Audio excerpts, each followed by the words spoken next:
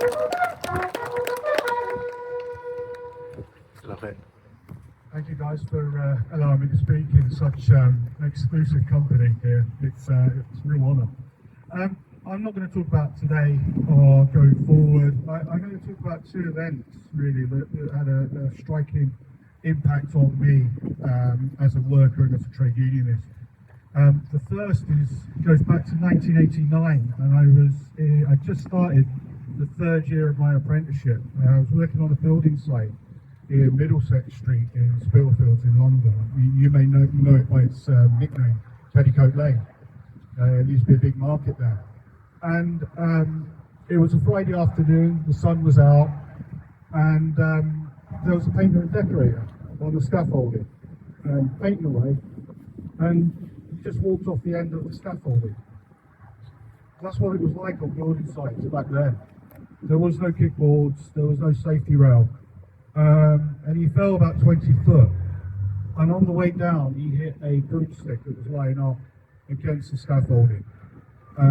That actually went straight through him. He was rushed to hospital. I did find out that he did survive, but we never saw him again on a building site.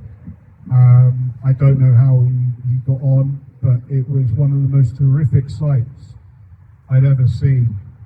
At the time I was a member of the TPU, which was one of the predecessor unions for Unite, so it's showing how long ago I go back. And I was very active within that union on that building site, especially after that incident, because it's something that I still see occasionally now, even though we're talking 30 odd years later. The second thing I want to speak about, which had a big impact on me, was when I was first elected as a shop steward in the mid-90s.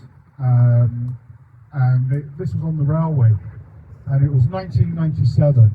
And at the time, they were building the Jubilee Line extension. I don't know if you remember that.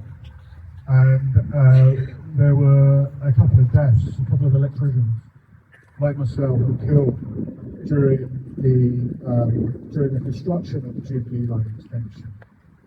And at that time, I got heavily involved in the campaign. It was a campaign run by the AWU. I wasn't a member of the AWU at the time. I was a member of the RMT.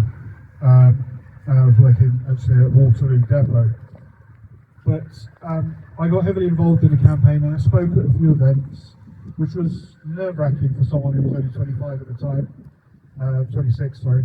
And really eye-opening for me. I met lots of very, very great people who would stand there and fight your corner, and that inspired me. I wrote a few articles as well for papers like Militant and other trade union and left-wing magazines on the campaign, and didn't think much more of it. And it wasn't until about 10 years ago I met Dave Smith, who is the secretary of the Blacklisted campaign group. I met him at the University of West of England. I was lecturing there, and he was doing his PhD, and organised a book launch for him. He'd just written the first edition of Blacklisted to take place in the regional office of Unite in Bristol. So we arranged this event. It was a great event, and at the end of the day, Dave gave me a signed copy of the book, which was brilliant until I started reading it on the way home and found there was an entire chapter on the Jubilee Line extension. That got me thinking. So I contacted United Blacklisted Hotline. I spoke to them and said, look, I've just read about this is my history, what should I do? And they informed me to contact the Information Commission's office.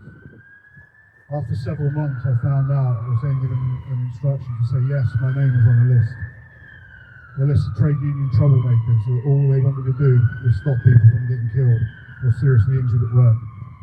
And suddenly that opened up an awful lot of eyes for me, because that explained all those times when I was looking for jobs that I didn't get an interview, and didn't get past the application process. And it really struck me that there are people out there who care so much about the money that they're willing to destroy people's lives. They're willing to let people die at work and get seriously injured just to make a profit. I don't do that. I'm standing here alongside you, every one of you guys here, to make sure, in my role for Unite, that we push to make our workplaces as safe and healthy as we can.